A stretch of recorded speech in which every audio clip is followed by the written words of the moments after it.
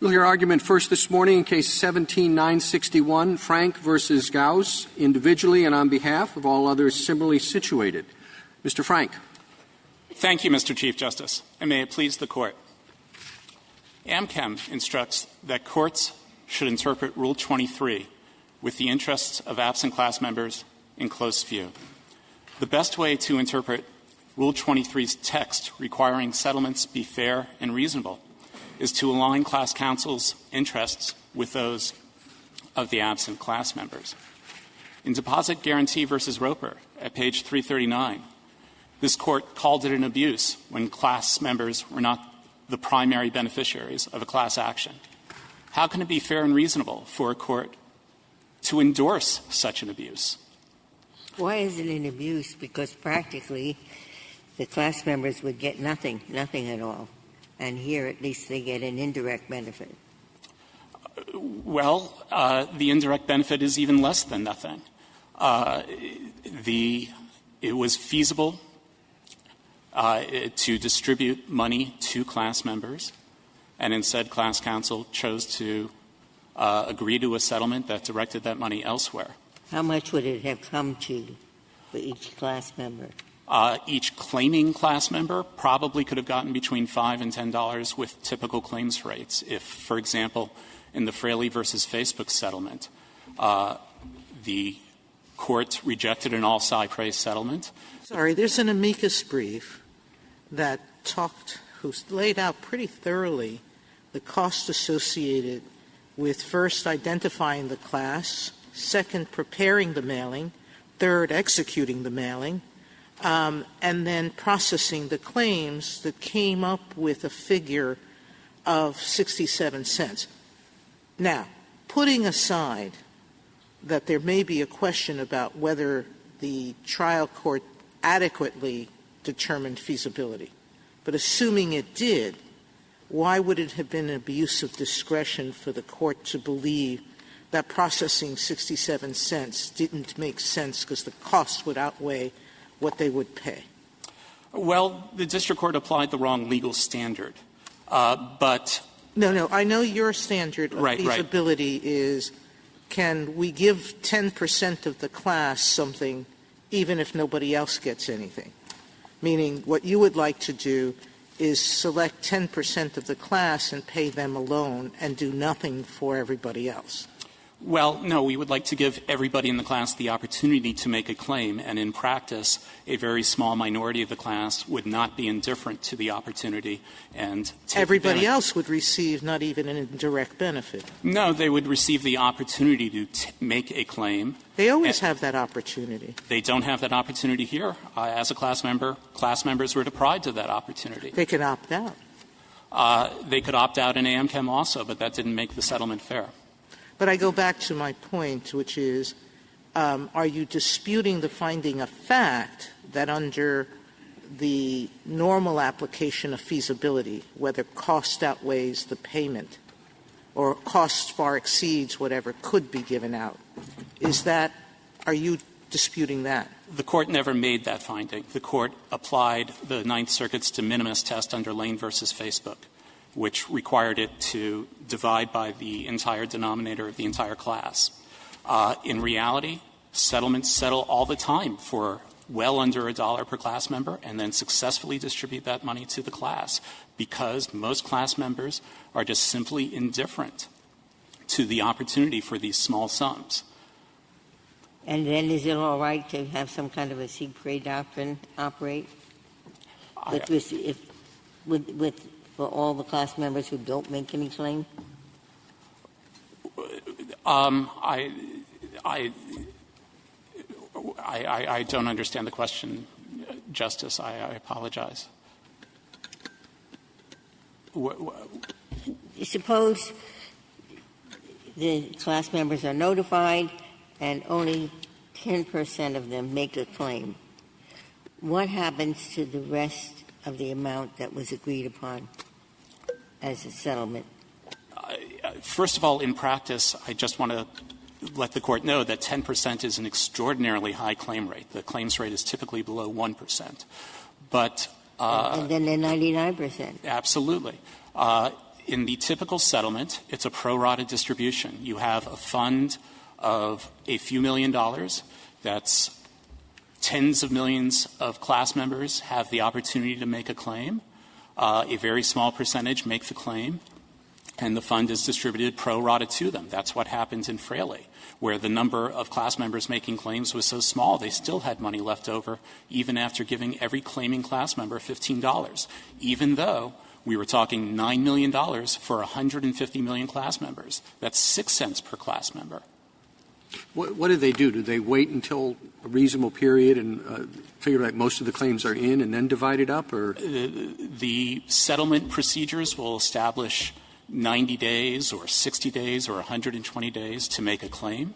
The claims come in either electronically or through paper, depending on how the claims process is set up. And sometimes there's an audit to make sure there aren't fraudulent claims. That's what happens in Carrier IQ, where, again, even though we were talking pennies per class member, it only cost them $600,000 to distribute a few $1 million to 30 million class members and still audit the claims and reject 30% of the claims. I'm sorry. I'm talking – this is a full Cypre award, meaning there's no direct benefit to the class. What about the residual Cypre? I thought in many instances if a fund is created and the claimants are all paid off, there's some money left over, the residual Cypre, and that's given indirectly often. Circuits differ on that. The Seventh rejects that proposal because they recognize that the settling parties have the ability to adjust the claims rate depending on how difficult they make the claims process. So in a Seventh Circuit case, there was a $1.1 million residual and 12 million class members, though that was 8 cents per class member. The court rejected the idea that that was a benefit to the class and said you've made the claims process too hard and required them to redo the settlement on remand. Millions more dollars went to the class because they changed the claims process and made it easier for class members to make claims. So if you have a residual and you incentivize the attorneys to prefer the residual to the actual claims, what will happen is you'll have a very difficult claims process. There was a Third Circuit case, a $35 million fund, but you had to fill out a 5-page claim form to claim your $5. And so very few class members did that. They were only going to distribute $3 million with over $15 million to Cypre. And the Third Circuit rejected that the district court failed to prioritize direct benefit to the class. And assuming all of that, let's assume a very efficient claim process. Let's assume a careful feasibility study by the district court. You're still taking the position that if there's a residual for any reason that's legitimate, there's been an easy claims process, there's been a simple distribution, whatever, you're still saying that an indirect benefit, a partial Cypre, is not okay? I'm saying that you can't reward class counsel for it. You have to incentivize them to prioritize the direct benefit to the class. So your position is that Cypre is okay, but we should write legislation, in our opinion, saying that we can't pay class counsel for that. Have you read the Third Circuit opinion that talks about this and says there's a lot to balance in this issue? And are the courts the appropriate one, or is Congress the appropriate one? Well, or is the individual district court's discretion appropriate until the Congress looks at this and decides? I think Rule 23E means something. And this Court has previously called disproportionate benefits an abuse. And it's very clear that Rule 20 it's not the case that everything goes under Rule 23E so long as the district court rubber stamps it. In a case such as this, is any effort made, and would it even be possible to determine whether every absent class member or even most of the absent class members regard the beneficiaries of the Cypre Award as entities to which they would like to make a contribution? It's very possible to establish a claims process where somebody checks a box and said, instead of sending me a check for $6, send it to the American Cancer Society. Nobody does that, or at least we haven't seen settlements that do that. And the reality is, if class members want to send their money to charity, they can do it without the intermediary of class counsel. So who decides who these beneficiaries are going to be? It varies from settlement to settlement. In this case, class counsel and Google negotiated and agreed to a set of 6 beneficiaries. That process was opaque, and we don't understand which beneficiaries didn't make the cut and why they didn't make the cut. But they chose these particular beneficiaries. So the parties and the lawyers get together and they choose beneficiaries that they personally would like to subsidize? That's how it works? That's usually how it works. I've seen settlements where the judge says, I don't like these beneficiaries, pick these beneficiaries. Where the judge has designated the beneficiaries? There are settlements structured where the judge designates the beneficiaries. And in another Google settlement that we discuss in our opening brief, the parties designated a beneficiary and the court redesignated the beneficiary. Mr. Frank? I'm sorry. No, please go ahead. No, Justice Kagan? I was going to change the subject. So was I. Jurisdiction? Yes. Go for it. May I ask you, Mr. Frank, to address the standing issue in this case, to talk about what you think the harm was and whether any court has addressed your theories about the harm? Are you talking my harm or the harm of the plaintiffs? The harm of the plaintiffs. The harm of the plaintiffs, we discussed that at pages 25 and 26 of our reply brief. And one of the named plaintiffs, Anthony Italiano, alleges a statutory violation that corresponds to the common law tort of public disclosure of private facts. And the lower courts are unanimous in holding that that kind of statutory claim satisfies Spokio. Even on remand in Spokio, the Ninth Circuit found standing, and this court denied cert the second time up. So I don't think there's a real standing issue unless the court is inclined to expand Spokio. I had thought, Mr. Frank, that the lower court thought that there was standing just because it was a statutory claim, and that there was no reason that the plaintiff had to show a particularized or a concrete injury. That is certainly the wrong standard for the district court to have applied, with later Supreme Court jurisprudence indicating that. But we can determine from the face of the complaint that Anthony Italiano made an allegation of concrete injury within the ambit of what Justice Thomas's concurrence in Spokio indicated was acceptable and what lower courts have unanimously indicated that it was acceptable. I was curious where you were going to come down before you filed your brief, because obviously if there's no standing, the whole class action is thrown out, right?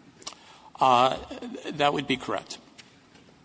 That would be the right thing to do. Under Arizonans for proper English or official English, that's exactly what the court did. The court found that the lower courts did not have jurisdiction and vacated everything. You say, to follow up with Justice Kagan, who anticipated exactly where I wanted to go,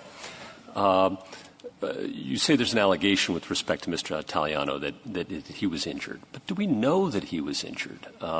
Is there any evidence that his personal information, for example, wasn't already available through the white pages and otherwise published so that there is no injury in fact? Well, that goes to the merits. If I allege that my friend here punched me in the head and owes me over $75,000 and we're citizens of different states, I have a claim for standing, even if that claim is completely fictional. Well, fair enough at a 12b6 stage, but here we're entering a final judgment, and should we at least remand to a lower court to make a decision as to whether there is actually standing as opposed to mere allegation of standing? I don't think that's the case. I think the allegation of concrete injury establishes the standing, and then the merits question is always different than the jurisdictional question. What is the private? I mean, what I have here, my law clerk looked it up, is that the search that Mr. Italiano engaged in was his name, that's certainly public, his home address, I imagine that's public, name in bankruptcy, his name in foreclosure proceedings, his name in short sale proceedings, his name in Facebook, and his name in the name of his then soon-to-be ex-wife, and the words forensic accounting. Now, if those are all the things that he looked up, what concrete injury was there because somebody might discover through Google that he made those searches?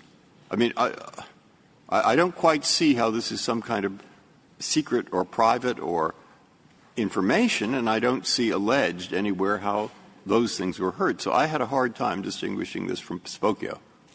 Well, the Ninth Circuit and the statute and the judge, by the way, didn't even try. I agree. He just said that the very fact that the statute forbids it is enough, which I think is one thing. Spokio says that's wrong. I agree that the judge did not apply the Spokio standard. And if you think the Ninth Circuit would do something differently here than it would in Spokio, or has a chance of doing something differently here, then maybe the appropriate decision is to remand and let them consider that. And while the case for Mr. Italiano's injury may be weak, which suggests why this settled for such an infinitesimal amount of the statutory damages, that does not change that the allegation was made and that the allegation is made, but where is an allegation of some kind of injury that would actually concretely and particularly hurt him by somebody looking up on the at Google and discovering he made those searches? Even under the common law, the public disclosure of private facts. And which are the private facts?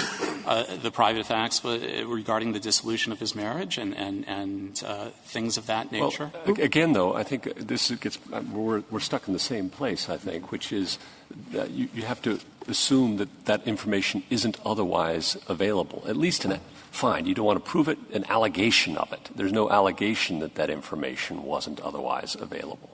So what do we do about that? I think that's the part that we're struggling with here. If the complaint is not strong enough to establish the concrete injury under what a majority of the court indicated would be sufficient under Spokio and what the lower courts have repeatedly found with respect to Spokio, then the appropriate decision is to have a limited remand and take it back up, assuming that the court finds jurisdiction. It is putting aside the question whether it's pertinent to the standing analysis, just so I understand the claims, the disclosures go to any searches that somebody engages in, correct? That's correct. Okay. So it may be that they have the wrong named plaintiff if the disclosures are not private. If both Gauss and Italiano don't qualify, then they might have the wrong named plaintiff. If one of the named plaintiffs satisfies it, though, under Rumsfeld versus FAIR, that would be sufficient. But it has to be one of the named plaintiffs. It does have to be a named plaintiff.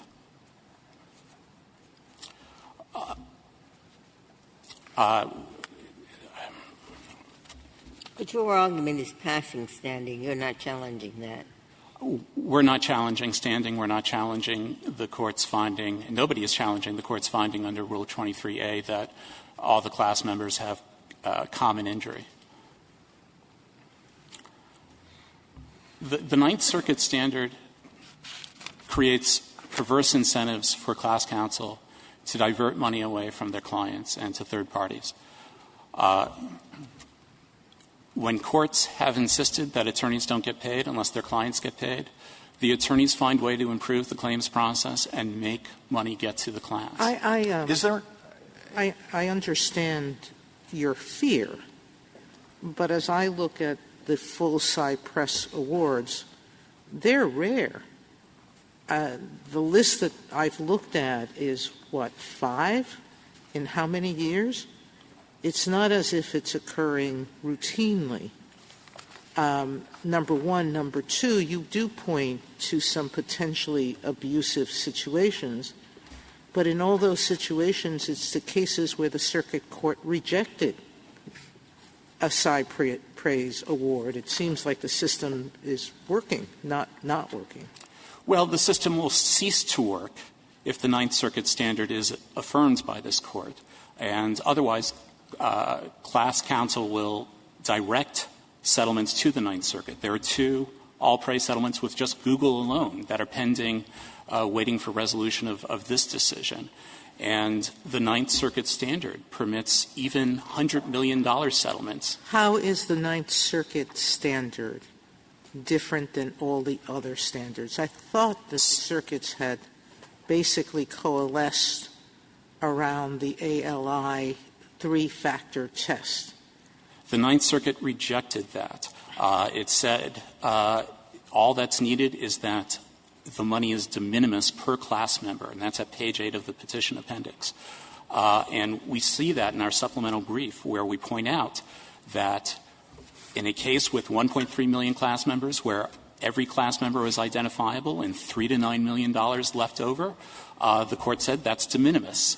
And it's okay to send all of that to a local university where the defendant can name a chair after itself. So is this appeal all about feasibility alone? No, it's about settlement fairness under Rule 23E. I'd like to reserve the rest of my time for rebuttal. Thank you, counsel.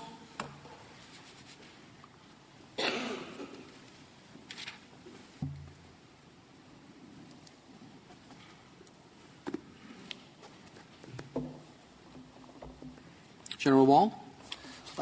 Mr. Chief Justice, and may it please the Court, 2 points.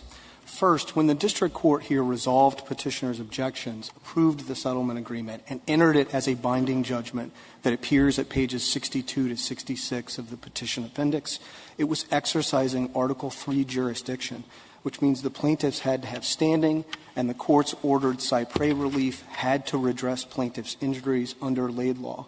Neither of those is likely true here. Second, the other limitations of feasibility and fee proportionality should not be paper tigers. Lower courts need to conduct rigorous numerical analyses of feasibility and determine fees based on actual relief to the class, not, as here, based on an inflated percentage or multiplier. Meaningful limits are necessary to align incentives and deter abuse of the class action device. I don't understand your argument on the fee. I mean, I think you either decide the cypre award provides relief or it doesn't provide relief. If it doesn't provide relief, you don't get a fee for it. But if it does provide relief, then I don't know why the fee should be cut back just because it's not money. Well, I still think you have to look at what relief it provides to the class. If the Court agrees with us that the lower courts are not being very rigorous with respect to redressability and feasibility, and it tightens the inquiry, I still think it's possible to say, Mr. Chief Justice, that tailored cypre provides some benefit to the class, but not benefit that should be treated dollar for dollar like money in the pocket of the class members. But, I mean, I'd certainly agree that not much of a discount would be warranted if you've got really tailored cypre. The problem here is that of the 6 proposals, only one even argued the World Privacy Forum's proposal, even arguably deals with referral headers and the subject of this suit. One of them, the AARP's proposal, deals with online fraud, and this wasn't even a fraud case. All the fraud claims were dismissed. And the other 4 just deal with Internet privacy in general. And I think if the inquiry is – if cypre is going to be so far divorced, despite what I think are serious redressability concerns from the claimed injuries, then I don't think we can treat it anywhere near dollar for dollar. I think the discount has to be more substantial. Is there any reason why we should not decide the standing question? It's a question of law.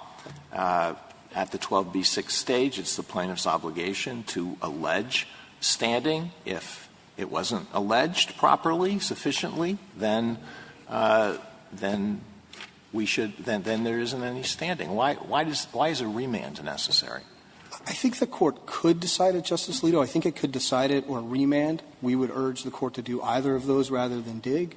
Yeah, but why remand? Well, because I think, and Justice Gorsuch was getting at this a little bit, it isn't clear that the common law tort that everybody keeps pointing to required public disclosure of private facts about you. Here we know that somebody searched Mr. Italiano's name, but from the fact that somebody searches my name, it doesn't mean it was me. So they've developed this re-identification theory saying, oh, well, the websites you clicked through to will glean other information about you off of the Internet, and they'll be able then to reverse engineer and figure out that you were the one that did the search.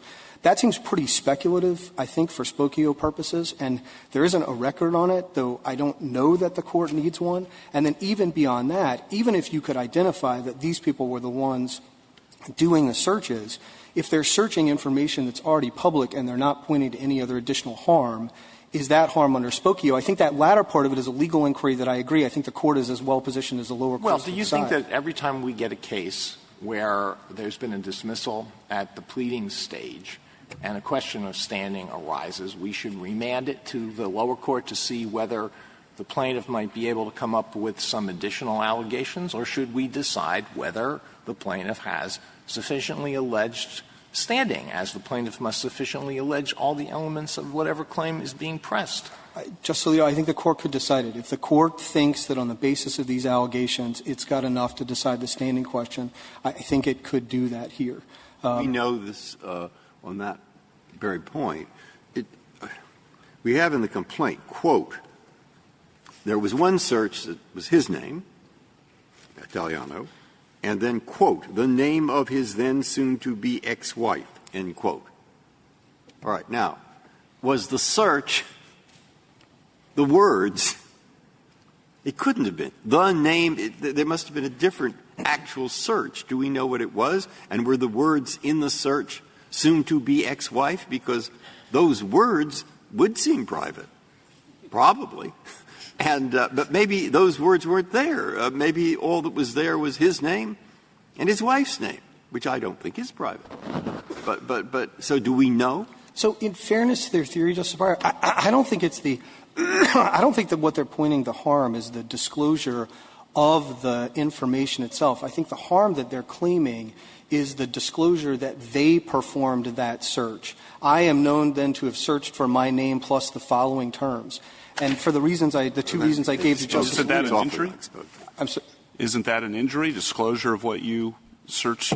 I don't think anyone would want the disclosure of everything they searched for disclosed to other people. That seems a harm. I think on may or may not be a cause of action, but it's a harm. Justice Kavanaugh, I'm not so sure.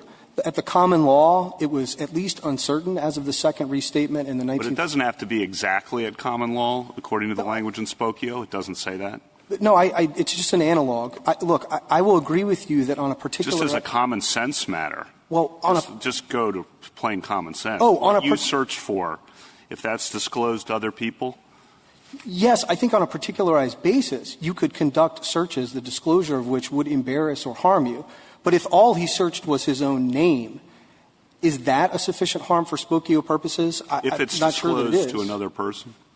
Again, I'm not sure that it is a sufficient harm under Spokio. I will say, though, that the predicate problem, that the reason I think you don't even get there is this re-identification theory is itself so speculative. I don't think it's at all clear that the Internet sites you clicked through to could Isn't that a figure out merits it was you. question? I don't think so. I think it's a question of whether they've plausibly alleged a harm. If the harm that they're pointing to couldn't occur because nobody could reverse engineer, they don't have a sufficient injury. And what is the record with respect to that question, about whether anybody can identify the person who did the search? As far as we can tell, there is no record because the district court never reexamined this post-Spokio and no one raised it, either because they were bound not to attack the settlement agreement or because they wanted a ruling on the merits of Cypre. General Wall, what's the government's position on Justice Thomas's theory in Spokio that standing can be proven by violation of a legal right granted by Congress, even if it wouldn't be otherwise recognized at common law? We have not taken a position on that here, Justice Gorsuch. So what do you recommend the Court do about that? The government's got nothing to offer us? We would be happy to supplementally brief the standing question. We flagged it for the Court, and then none of the parties has really delved into it on the merits. And so I think if the Court wants — Isn't that a reason why we should not decide it in the first instance? Justice Ginsburg, for the reasons I gave earlier, I think the Court could on this record or it could remand. As long as the Court doesn't dig, both because it would leave standing a judgment that I think the Court had no jurisdiction to enter, and I think it would encourage parties not to flag jurisdictional issues at the cert stage, as the parties here should have. And just to say one word about the merits, I do think if the Court reaches the merits, the government's primary submission is the lower courts have just not been very rigorous. Why to pick up on Justice Sotomayor's question earlier, why shouldn't that be a question for the Rules Committee in Congress to address in the first instance? Well, look, guidance from Congress would be helpful, but in its absence, I still think we have to say what the fair, reasonable, and adequate standard means under Rule 23. The Rules Committee has essentially punted to the courts by saying the courts are actively looking at this issue, we're not going to address it. Now, they did amend the rule in various ways that I think support our approach by saying you should consider fees at the 23E stage.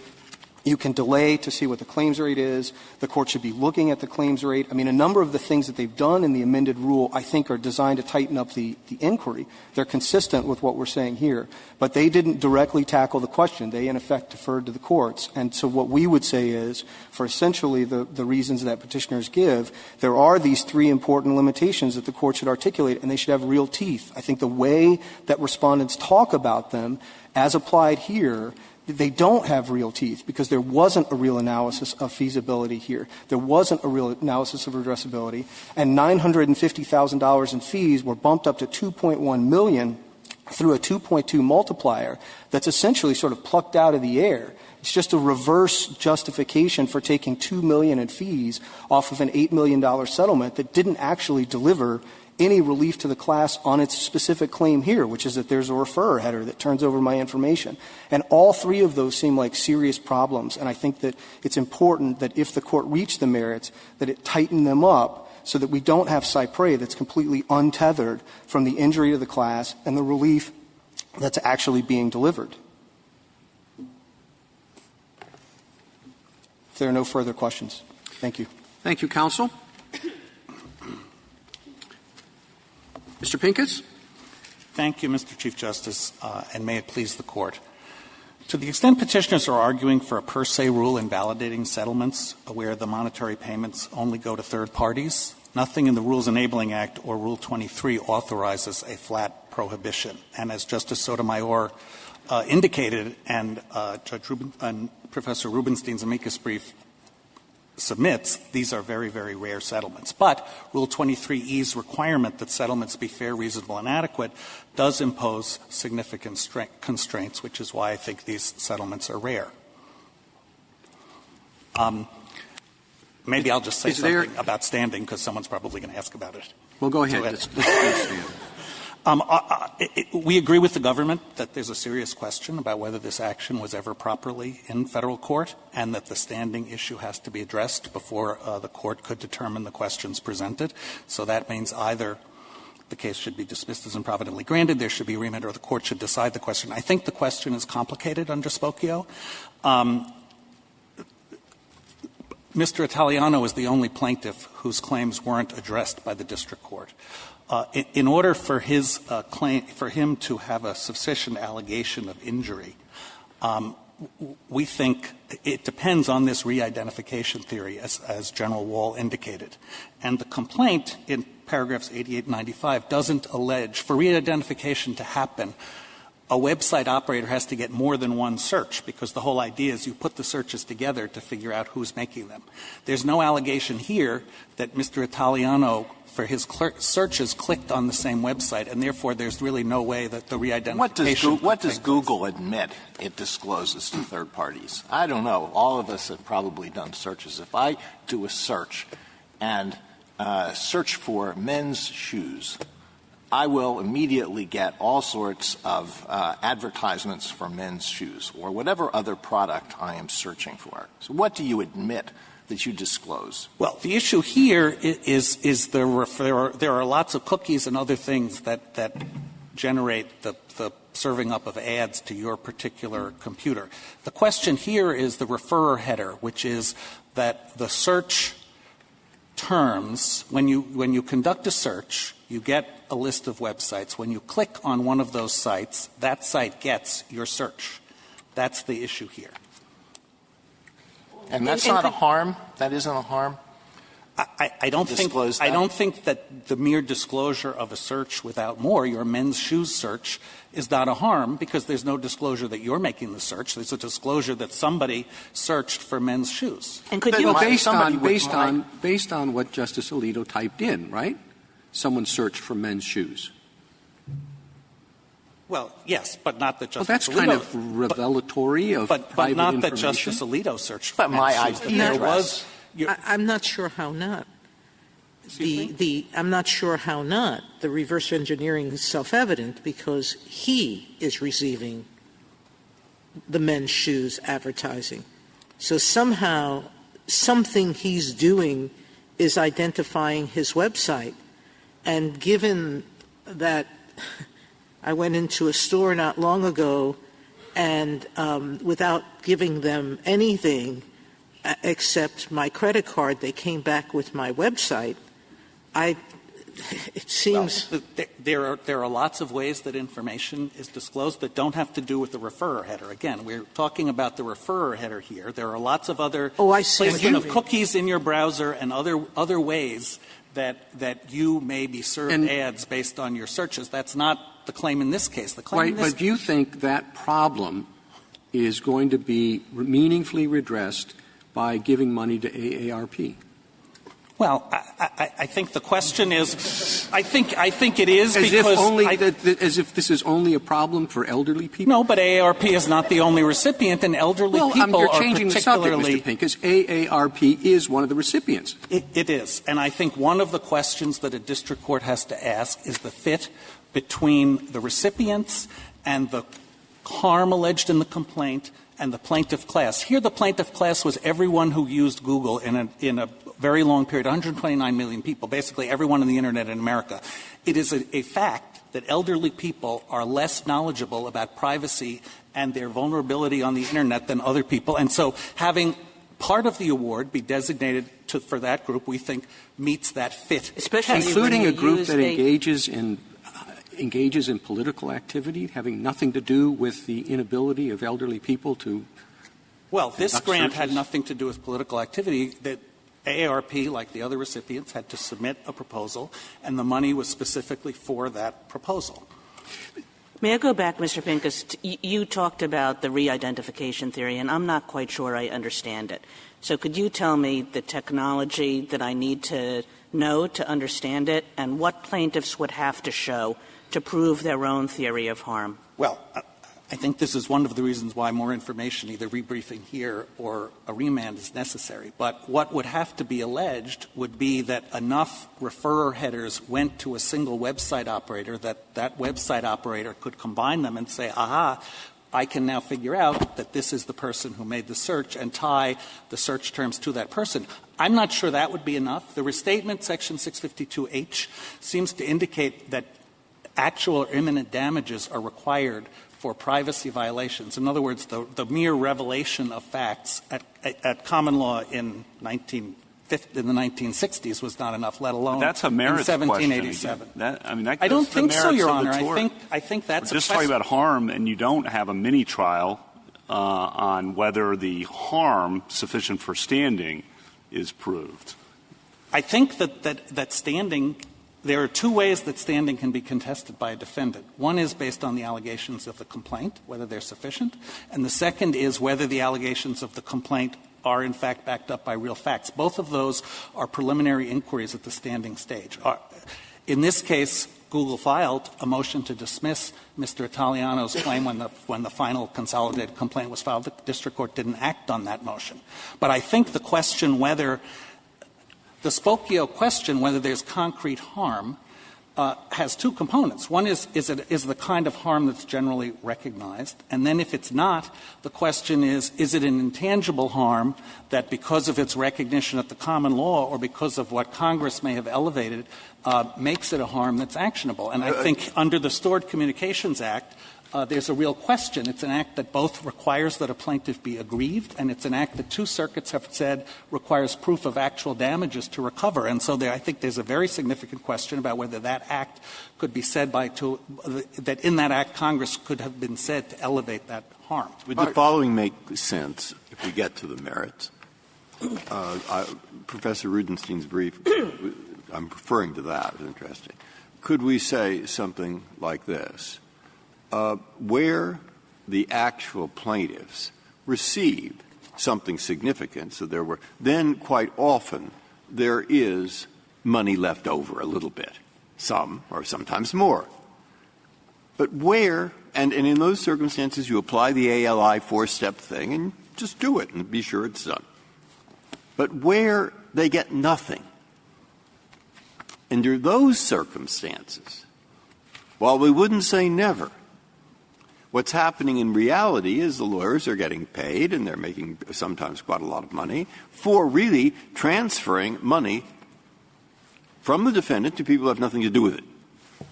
And under those circumstances, scrutinize very carefully to see that the four standards are met. I think there should be careful scrutiny. Yeah, but I mean, you heard I was trying to make up I think there's a great difference between most of the cases that Mr. Frank relies on, which are cases where claimants have been identified and there is nonetheless a separate multi-million-dollar cypre payment. That's a very different case because you don't have the question of the costs of identifying the plaintiffs. In this kind of case, where the question at the outset is it worth the candle to try and identify the claimants because you have a very large class and a very small settlement, there should be close scrutiny and a three-part test. One is feasibility. Is the amount that the class members are likely to receive after administrative costs, taking into account what the claiming rate may be, so small that the benefit of that payment to a class member is outweighed by the indirect benefit from the third party's activity? I think that's a tough test. The district court needs discretion because there are two unknowns. What will the administrative costs actually be of distributing the money? And two, how many class members will claim? But that's the question the district court should ask. Second, the district court should look at the link between the harm, the claimed injury, and the recipients. We don't agree with General Wall that there's a redressability issue here. This is a settlement. Settlements between individual parties are not limited to things that would be awardable under the statute. But for the test to be satisfied, we think the funds have to be used for a purpose that will benefit the class members and address injuries similar to those that are subject to the lawsuit. And the third test is no conflicts of interest. The lower courts here actually addressed that test. We don't think the happenstance that the defendant may have given contributions in the past to the organizations should rule them out, but the court should make sure that this isn't a displacement of money that the defendant would otherwise give, and that the organization will control the money and decide how it's going to be used. On that point, would you agree that the district court should never be the one suggesting possible recipients of the funds of a settlement he has to approve? I totally agree, Your Honor. I think a settlement is an agreement between the parties. The district court's role here is to apply Rule 23E and tell the parties that because one of these three tests is not met, we would submit that the settlement is not approved. And then then it's up to the parties to go back and come up with different recipients or a different process that meets the test. Why do you assume that simply because someone wants money in the settlement or is entitled to, that he's also opposed to what gave rise to the wrong? I mean, you may be in an auto accident with someone who's speeding. That doesn't mean you automatically think that highway safety is affected and the speed limits should be changed. Well, I just want money because of what happened to you. And I think that's why I think the critical first inquiry is in the real world, is the cost of distributing the money going to mean that people get essentially little or nothing or essentially nothing so that this indirect benefit is better? I think Justice Kavanaugh. I'm sorry. Isn't it always better to at least have a lottery system then that one of the plaintiffs, one of the injured parties gets it rather than someone who's not injured? Why isn't that always more reasonable? We agree with the government that a lottery system would be very strange. If a class member takes the time to file a claim, this is strange too. It's a question of what's more strange, I think. Well, if I may answer the question, I think this is actually, and this is partially an answer to the Chief Justice question, the actual application of a cypre-like doctrine here is that the class representatives and their lawyers are essentially fiduciaries to the class, and they're looking at this and saying, does it make sense at the end of the day to have this indirect benefit rather than a direct benefit that is essentially going to be $1? Thank you, counsel.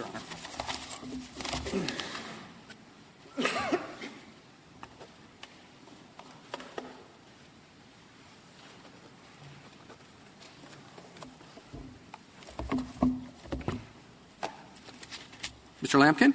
Thank you, Mr. Chief Justice, and may it please the Court. This case undoubtedly implicates interesting policy and empirical questions, but those are the types of questions that the administrative office, the judicial conference, the advisory committee, Congress can investigate and answer. Where did the Cypre doctrine come from? Was that created by Congress? No, Your Honor. The Cypre doctrine comes out of, and it's inaptly named, from the notion that someone who gets a reward, someone who gets an award, can repurpose it to a different thing, to a different purpose, if the existing purpose isn't used feasible. So, for example, we cite the Beastie Boy examples. Private parties regularly will get an award or a settlement, but they can actually, instead of having that settlement come to them, go to a third party for their benefit. And the question in this case is, there anything in Rule 23E that says that class representatives, where it's fair, reasonable, and adequate, cannot do exactly what the Beastie Boys or any other private party can? And Rule 23E doesn't answer that question by saying never. It answers that question by providing a standard of fairness, reasonableness, and adequacy. The question is what reasonableness means. I think that's right. And the question is, and the answer to that, I think, is when the alternative, when you have the possibility of getting millions of dollars of indirect relief, it is better, it is fair, reasonable, and adequate to get that when the alternative is likely nothing or the nominal equivalent of nothing. And that's the fundamental decision that AI made. If it's infeasible, if it's not possible to give this money out to people without it becoming practically zero, or there's a grave risk of that happening, then you can take the money and give it to institutions for particular uses that serve the interests of the individual class members. In whose opinion do they serve the interests of the individual class members? In the opinion of the individual class members? Well, the decision is initially made by the class representatives and the lawyers, and it's subject to judicial review by the court.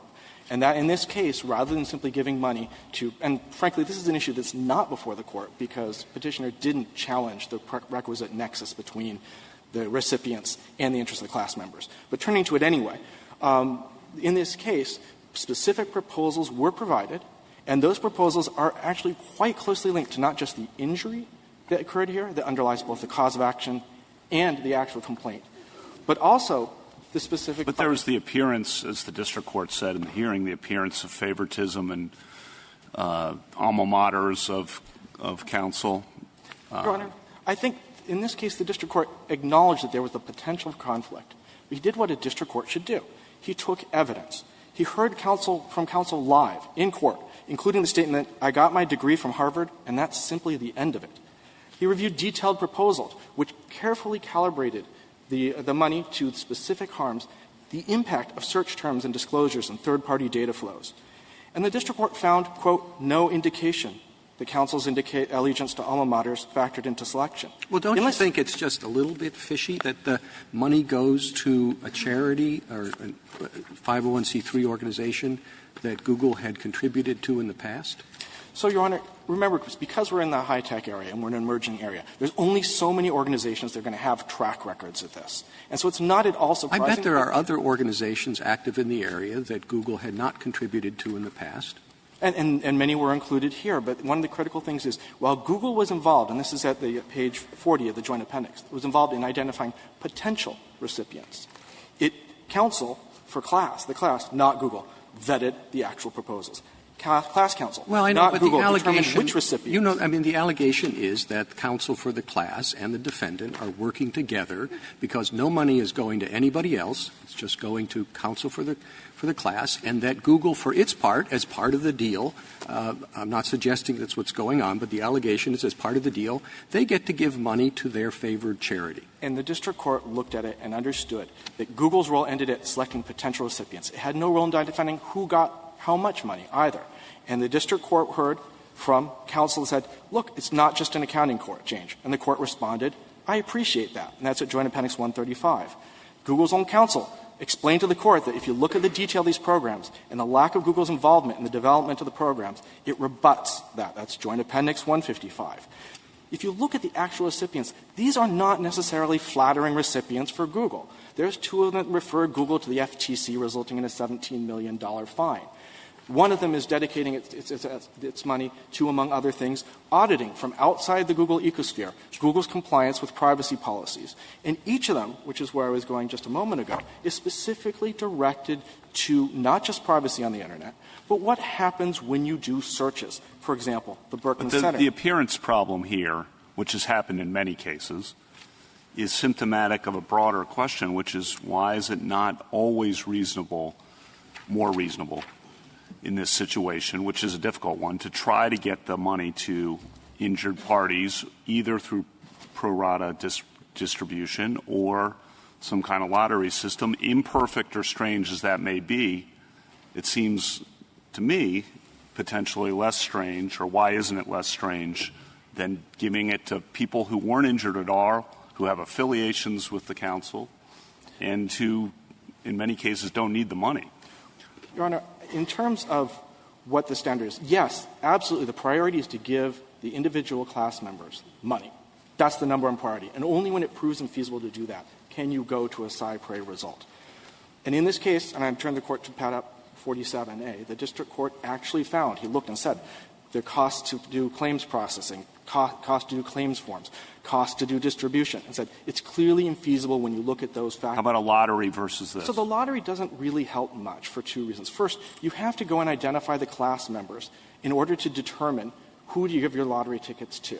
So you have to go out and find the names of the 129 million people, or however many are going to submit and ask. You have to process and determine, are these valid requests for lottery tickets, or is this person not a Google user? But at least it's someone who, quote, to use your analogy, paid for the lottery ticket as opposed to giving the $1 billion award to someone who didn't buy the lottery ticket.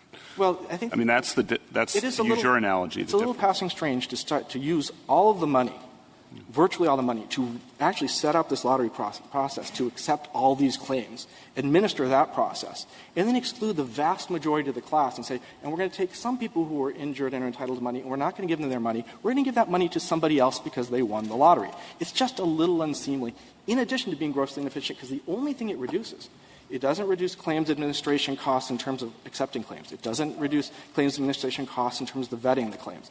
The only thing it reduces is the end mailing costs. That's the only thing it does. It reduces, to pick up on the Chief Justice's comments, the appearance of favoritism and collusion, which is rife in these cases. At least that's been the allegation. There have been lots of courts that have said that. And the district court here, as you know in the transcript, was very concerned about that. Well, he wasn't concerned about the collusion because he specifically found that it did not enter into the decision. And if the district court had the standard everyone agrees is if there's even doubt, if there's substantial doubt about whether the recipients were selected on the merits, that doubt is called against the settlement.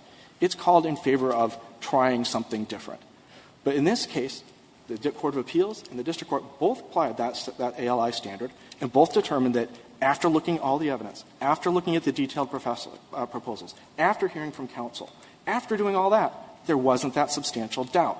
And I think we can rely on our district courts to make those determinations, to be careful, and to not get engaged in the type of process that brings the judiciary into disrepute. Now, if you step back from what happened in this case and cases like this, how can you say that it makes any sense? The purpose of asking for compensation, it's not injunctive relief that would benefit a broad class, but the purpose benefit the public. It's compensation for the class members. And at the end of the day, what happens? The attorneys get money, and a lot of it. The class members get no money whatsoever, and money is given to organizations that they may or may not like and that may or may not ever do anything that is of even indirect benefit to them. So how can such a system be regarded as a sensible system? So two parts of that. The first is with respect to fees.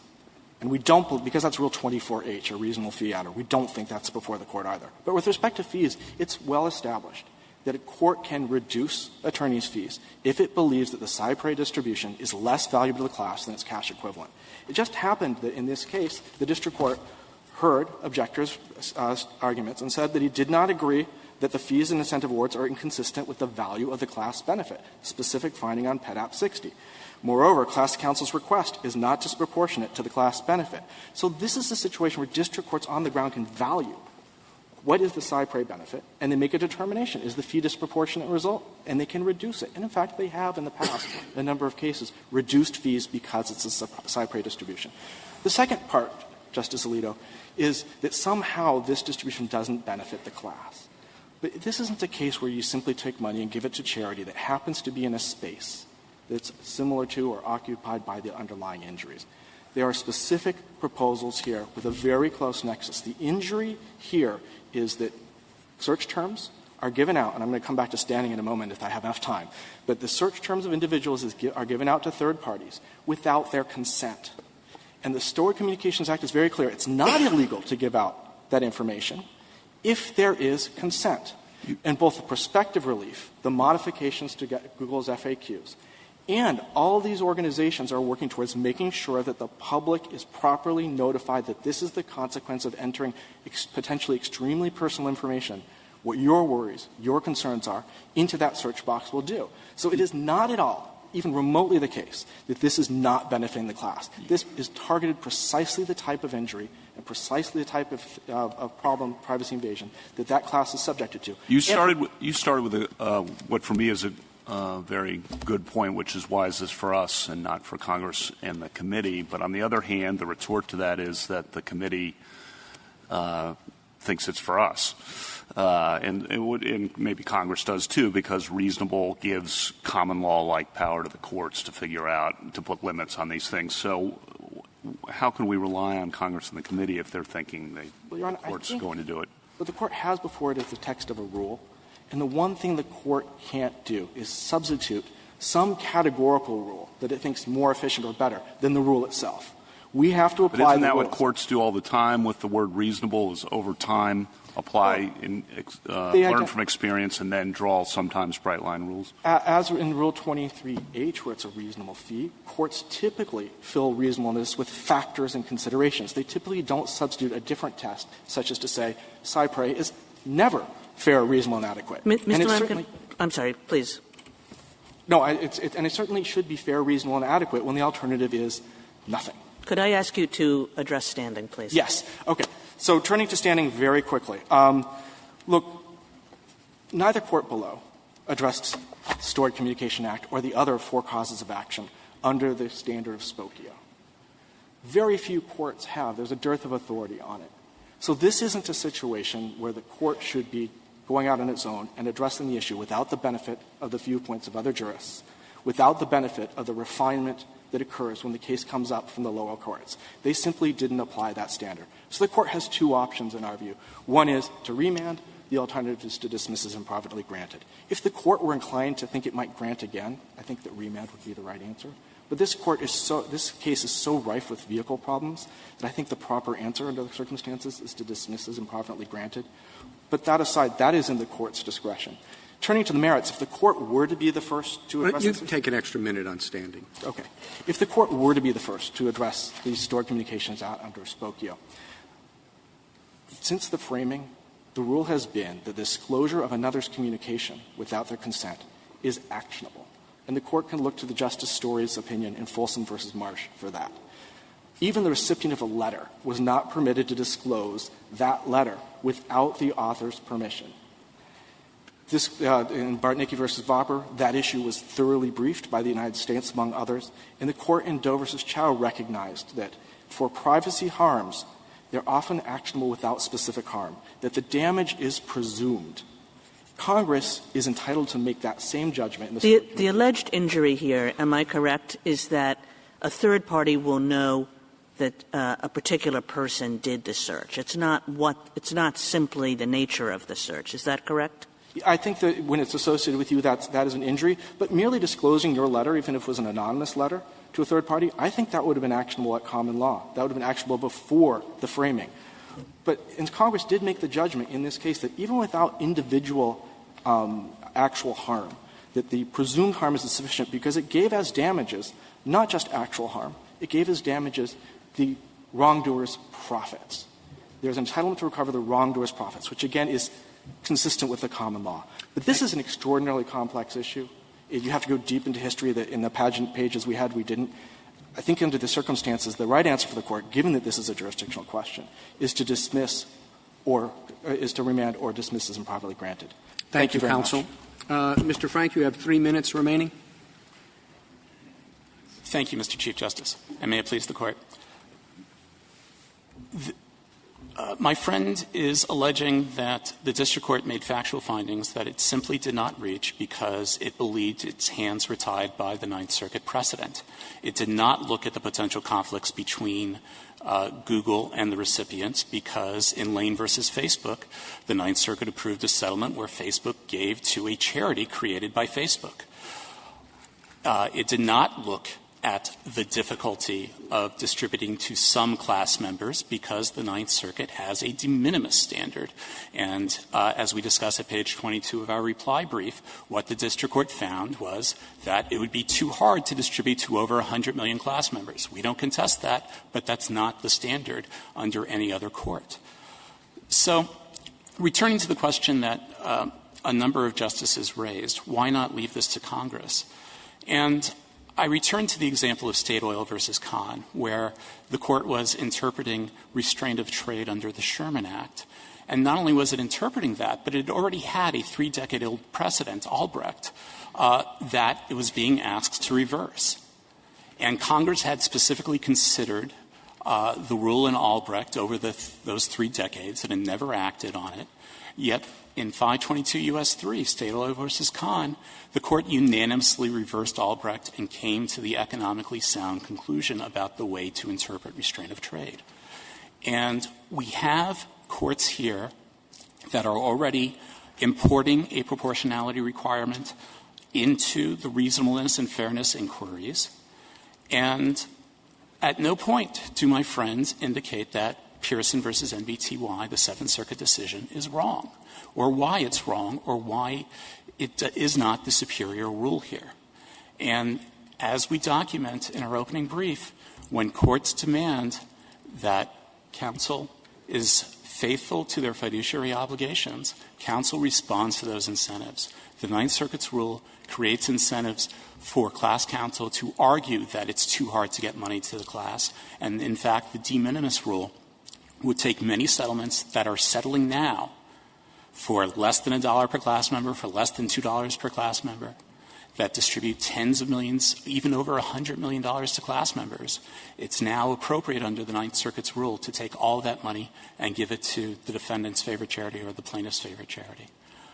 If there are no further questions, I'd ask the Court to vacate and reverse. Thank you, counsel. The case is submitted.